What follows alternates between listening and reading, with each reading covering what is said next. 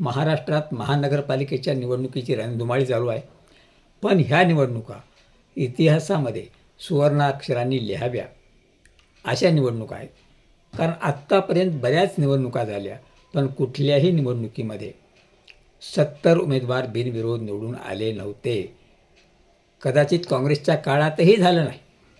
ते आज घडतानाच आहे. आणि त्यामध्ये एकट्या भारतीय जनता पक्षाचे 44 आणि एकनाथ शिंदे यांच्या शिवसेनेचे 18 उमेदवार हे बिनविरोध निवडून आले. लोकसभेच्या पराभवानंतर भारतीय जनता पक्षाने नवीन नवीन डाव खेळायला सुरुवात केली. पहिला डाव खेळला तो लाडक्या बहिणींना लाच देऊन मतं विकत घेतली.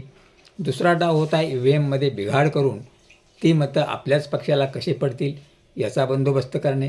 मतदार याद्यामधील घोळ, दुबार मतदार आणि 40 लाख वाढलेले मतदार हा एक डाव. आणि आत्ता मागं झालेल्या पंचायतच्या निवडणुकीत, नगरपालिकेच्या निवडणुकीतही तोच डाव खेळला आणि तोच डाव आता महानगरपालिकेमध्येही खेळला जातो की विरोधी पक्षाकडे उमेदवारच ठेवायचे नाही, आयारामांची संख्या आपल्याकडे घ्यायची आणि जे कोणी राहिले त्यांना धाक दपटशा गुंडेगिरी करून त्यांना अर्ज माघारी घ्यायला लावायचे, त्यांना टॉर्चर करायचं, त्यांच्यावर दबाव आणायचा, ही भाजपची दंडेलशाही.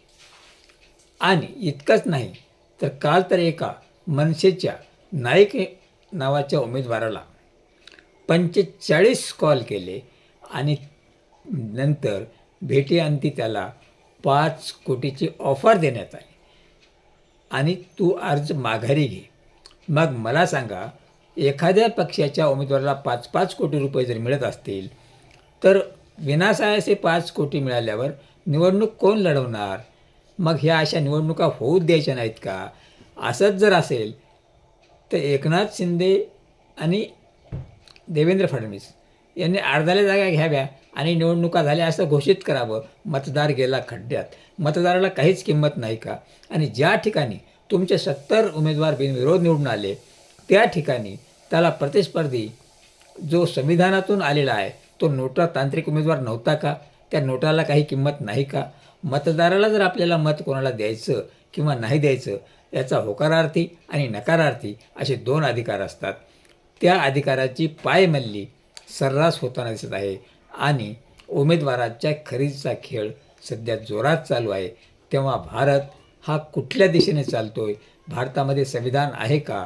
लोकशाही टिकेल का? असे अनेक प्रश्न मला तरी आहेत. तुम्हाला काय वाटतं? कमेंट करून अवश्य सांगा.